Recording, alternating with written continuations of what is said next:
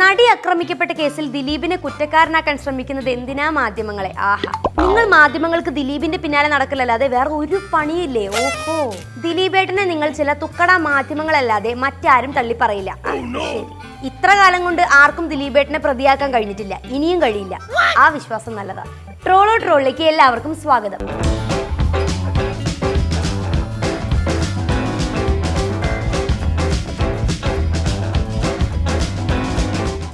ദിലീപേട്ടൻ പെടും എന്നുറപ്പായ സാഹചര്യത്തിൽ നടി ആക്രമിക്കപ്പെട്ട കേസിനെ കുറിച്ച് വാർത്തകൾ പ്രസിദ്ധീകരിക്കുന്ന മാധ്യമങ്ങൾക്ക് കിട്ടുന്ന കമന്റുകളാണ് മുന്നേ വായിച്ചതൊക്കെ. ഒരു സ്ത്രീ ലൈംഗിക പീഡനത്തിനിരയായ കേസിലെ പ്രതിയെ കണ്ടെത്തുക, അതിന്റെ തെളിവുകൾ ശേഖരിക്കുക, കേസിന്റെ പുരോഗതി നാട്ടുകാരെ അറിയിക്കുക. പേട്ടൻ ഫാൻസിനെ സംബന്ധിച്ചിടത്തോളം മാധ്യമങ്ങൾ ഇതൊക്കെ ഫോളോ ചെയ്യുന്നത് വളരെ മ്ലേച്ഛമായ കാര്യങ്ങളാണ്. അതുകൊണ്ട് അവർ പീഡിപ്പിക്കപ്പെട്ട സ്ത്രീയെ എങ്ങനെയൊക്കെ കരിവാരി തേക്കാൻ പറ്റുമോ അതൊക്കെ ചെയ്യും. അയ്യോട്ടാ, സോഡ കുടിക്കാൻ വേണ്ടി വണ്ടി നിർത്തിയപ്പോ നടി ഒച്ച വെച്ച ആളെ കൂട്ടാഞ്ഞത് എന്താണ്? സുനിയുടെ അമ്മ ഇത്രയും കാലം മകന്റെ കത്ത് പുറത്തു കാട്ടാഞ്ഞത് എന്താണ്? ഇപ്പൊ വെളിപ്പെടുത്തലുകളായിട്ട് വന്ന സംവിധായകൻ ബാലചന്ദ്രകുമാർ ഇത്രയും കാലം എവിടെയായിരുന്നു? മമ്മൂട്ടി മോഹൻലാലും വരെ മിണ്ടാത്തത് കണ്ട പിന്നെ എങ്ങനെ ദിലീപ് കുറ്റക്കാരനാവും? നടി ഇതൊക്കെ മറന്നാണല്ലോ ജീവിക്കുന്നത്, പിന്നെന്തിനാ പേട്ടനെ കുറ്റപ്പെടുത്തുന്നത്? തുടങ്ങി എത്ര അടിച്ച് വാരി തപ്പി നോക്കിയാലും കിട്ടാത്ത ലോജിക്ക് കണ്ടെത്തുന്ന റിസർച്ച് സെന്ററുകളായി മാറിയിരിക്കുകയാണ് മാധ്യമങ്ങളുടെ കമന്റ് ബോക്സുകൾ. ഒരു മീറ്റു ആരോപണം ഉയരുമ്പോൾ അല്ലെങ്കിൽ ഒരു പീഡന ആരോപണം ഒരു സ്ത്രീ മുന്നോട്ട് വെക്കുമ്പോൾ എല്ലാവരും വലിയ കാര്യത്തിൽ ചോദിക്കുന്ന ചോദ്യമാണ്, എന്തുകൊണ്ട് ഇതുവരെ ഒന്നും പറഞ്ഞില്ല, എന്തുകൊണ്ട് മിണ്ടാതിരുന്നു? ഇവിടെ അതിജീവിച്ച സ്ത്രീയോട് എന്തുകൊണ്ട് ഇത്ര കാലം ഈ പോസ്റ്റ് ഇട്ടില്ല എന്നൊക്കെ ചോദിക്കുന്ന പോലെ. ഇരയാക്കപ്പെടുന്നവരുടെ അതിജീവനം എന്ന് പറയുന്നത് വളരെ സമയമെടുത്തുണ്ടാകുന്ന ഒരു പ്രോസസ്സാണ്. അത് പലർക്കും പലതരത്തിലാണ് ഉണ്ടാവുക. ചിലർക്ക് ഏതാനും മിനിറ്റുകൾ മതിയാവും, മറ്റു ചിലർക്ക് വർഷങ്ങൾ വേണ്ടി വന്നേക്കും. റേപ്പ്, അബ്യൂസ് പോലെയുള്ള സംഭവങ്ങളിൽ നിന്നുണ്ടാകുന്ന ട്രോമ നമ്മളിൽ ഒരുപാട് മാനസിക പ്രശ്നങ്ങൾ ഉണ്ടാക്കും. നമ്മുടേതായ കംഫർട്ട് സ്പേസിൽ ഇരുന്നു കൊണ്ട് നമുക്കൊരിക്കലും ഒരു ഇരയെ ചോദ്യം ചെയ്യാനുള്ള അവകാശം ഇല്ല.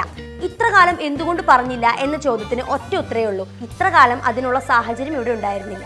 പിന്നെ ഇത്രയൊക്കെ പറഞ്ഞ സ്ഥിതിക്ക് ഇരയോടൊപ്പമാണ്, പക്ഷെ ദിലീപിന് വേണ്ടി പ്രാർത്ഥിക്കുന്നു എന്നൊക്കെ പറഞ്ഞവർക്കൊക്കെ ഇന്നലത്തോടെ നേരം വെളുത്തു എന്ന കാര്യം കൂടെ എടുത്തു പറയണല്ലോ. അതായത് തനിക്ക് നേരെയുള്ള ലൈംഗിക അതിക്രമത്തെ അതിജീവിച്ച നടി ഇന്നലെ ശക്തമായ നിലപാടാണ് സമൂഹ മാധ്യമങ്ങളിൽ അറിയിച്ചിരിക്കുന്നത്. ഒരുപാട് നാളായി തന്റെ വ്യക്തിത്വവും പേരും അടിച്ചമർത്തപ്പെടുകയായിരുന്നുവെന്നും തന്നെ കരിവാരി തേക്കാൻ പലരും ശ്രമിക്കുന്നുണ്ടായിരുന്നുവെന്നും താൻ ഇനിയും ശക്തമായി ഉറച്ചു നിൽക്കുമെന്നും നടി പങ്കുവച്ച പോസ്റ്റിൽ പറഞ്ഞു.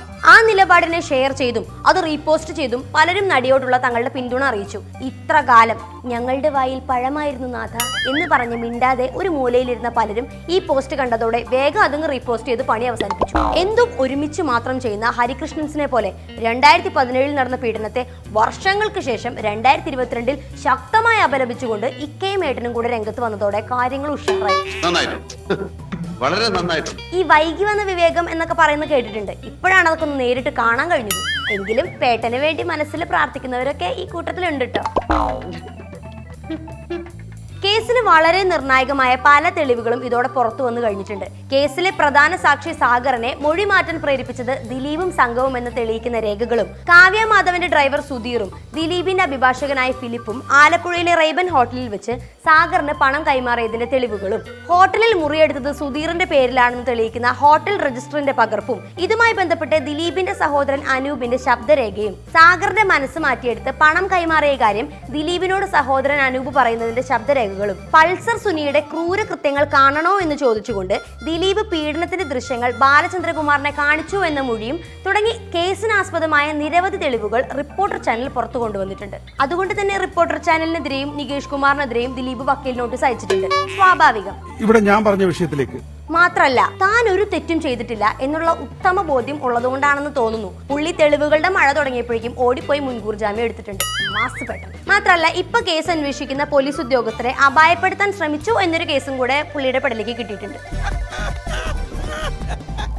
അല്ലെങ്കിലും ഈ കേസ് ആരും ഫോളോ ചെയ്യാതിരിക്കാൻ ദിലീപ് പാവം ഒരുപാട് കഷ്ടപ്പെട്ടിട്ടുണ്ട്. കേസിലെ നിർണായകമായ മൊഴികൾ മാറ്റിയവരുടെ സാമ്പത്തിക സ്രോതസ് പോലീസ് നിരീക്ഷിക്കുന്നുമുണ്ട്. മാത്രമല്ല, ഇപ്പൊ പേട്ടനെതിരെ എഫ്ഐആർ രജിസ്റ്റർ ചെയ്ത് കഴിഞ്ഞു. കൂട്ടത്തിൽ ഒരു കാര്യം കൂടെ പറയണല്ലോ, സിനിമാ രംഗത്തെ സ്ത്രീകൾ നേരിടുന്ന വിവേചനത്തെ കുറിച്ച് പഠിക്കാൻ നിയോഗിച്ച ഹേമ കമ്മീഷന്റെ റിപ്പോർട്ട് സമർപ്പിച്ചിട്ട് 2 വർഷമായിട്ടും ഇന്നേ വരെ ഒരു നടപടിയും ഉണ്ടായിട്ടില്ല എന്ന് മാത്രമല്ല, ആ റിപ്പോർട്ടിൽ മലയാളത്തിലെ പ്രമുഖർ പലരും കുടുങ്ങുന്ന ഗതി ഉള്ളതുകൊണ്ടും പല ആളുകളുടെയും ശരിയായ മുഖം പുറത്താവും എന്നുള്ളതുകൊണ്ടുമായിരിക്കണം ആ റിപ്പോർട്ടിൽ എന്താണെന്ന് നാട്ടുകാരും കണ്ടിട്ട് പോലുമില്ല. ഹേമ കമ്മീഷൻ റിപ്പോർട്ട് കാണാനില്ല എന്ന് പത്രപരസ്യം കൊടുക്കേണ്ട ഗതികേടാണ്. ഇനി എന്താണ് സംഭവിക്കാൻ പോകുന്നതെന്ന് കണ്ടറിയണം. കണ്ടക ശനി കൊണ്ടേ പോകുന്നു പറയുന്നത് കറക്റ്റാ. അല്ലെങ്കിൽ ഇതുപോലൊരു ശനിപ്പേട്ടനുണ്ടാവോ?